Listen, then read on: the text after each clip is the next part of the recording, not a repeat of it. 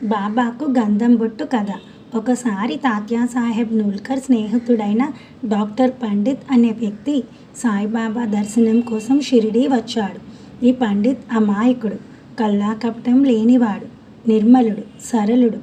అతను భక్తిపూర్వకంగా బాబా నుదుటిన త్రిపుండరేఖలు దిద్దాడు. అతని ధైర్యం చూసి దాదా భయభీతుడయ్యాడు. బాబాకు వెర్రి కోపం వస్తుందేమో అనుకున్నాడు. ఎంత అపచారం, ఎంత తొందరపాటు అని భయపడ్డాడు. బాబా కించిత్తు మాట అనలేదు. పైగా ఎంతో ప్రసన్నంగా కనిపించాడు. పండిత్పై అతనికి ఎలాంటి కోపం కలగలేదు. కానీ దాదా మనసులో అశాంతి చెలరేగింది. ఆ సాయంకాలం ఆ విషయమై బాబాను అడిగాడు.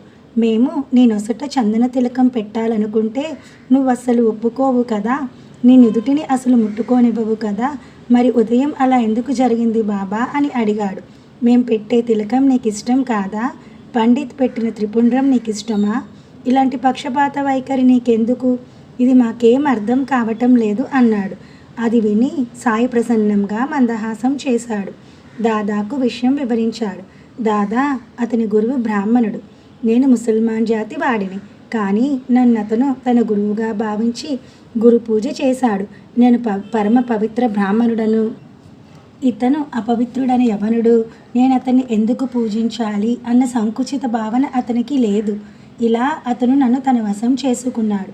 నాకు మరో మార్గం లేకుండా పోయింది. అభ్యంతరం చెప్పవలసిన అవసరం కనిపించలేదు అని చెప్పాడు బాబా. ఇంటికి వచ్చి పండిత్తో మాట్లాడిన తర్వాత అతని సంశయమంతా పటాపంచలైంది. భక్తికి తగిన అనుభూతి. దోపేశ్వర్లో రఘునాథ సిద్ధుడు ఉండేవాడు. అతను కాకాపురాణికగా సుప్రసిద్ధుడు. అతని శిష్యుడే ఈ పండిత్. అతను కాకాను బాబాలో భావించాడు, దర్శించాడు. బాబాను తన కాకా గురువుగా పూజించాడు.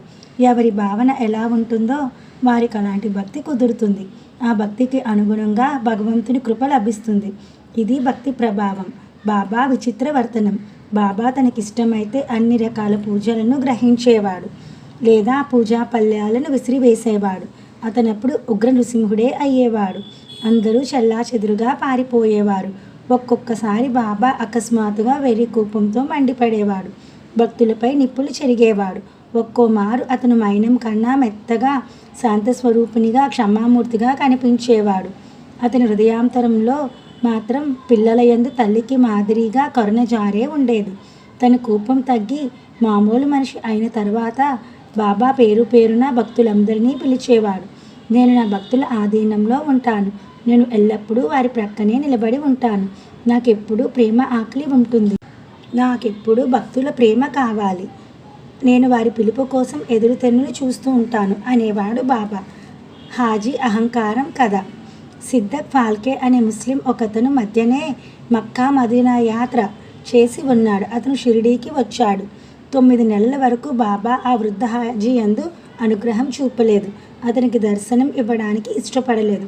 అతను ఎన్నోసార్లు బాబాను దర్శించ ప్రయత్నించాడు.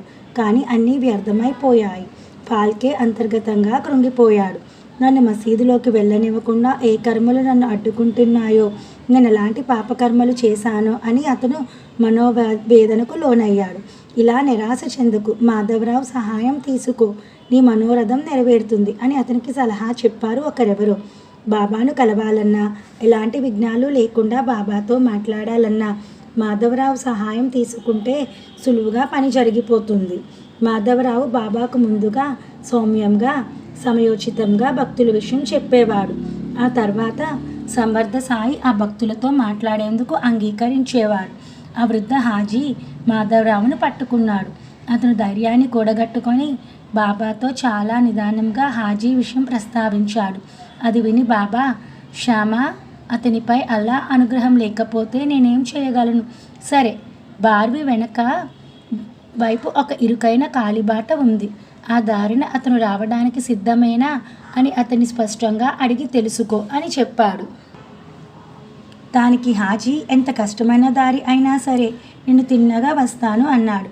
శ్యామ ఆ విషయం చెప్పగా, మరి నాకు అతను 40,000 రూపాయలను 4 వాయిదాలలో ఇవ్వగలడేమో కనుక్కో అన్నాడు బాబా.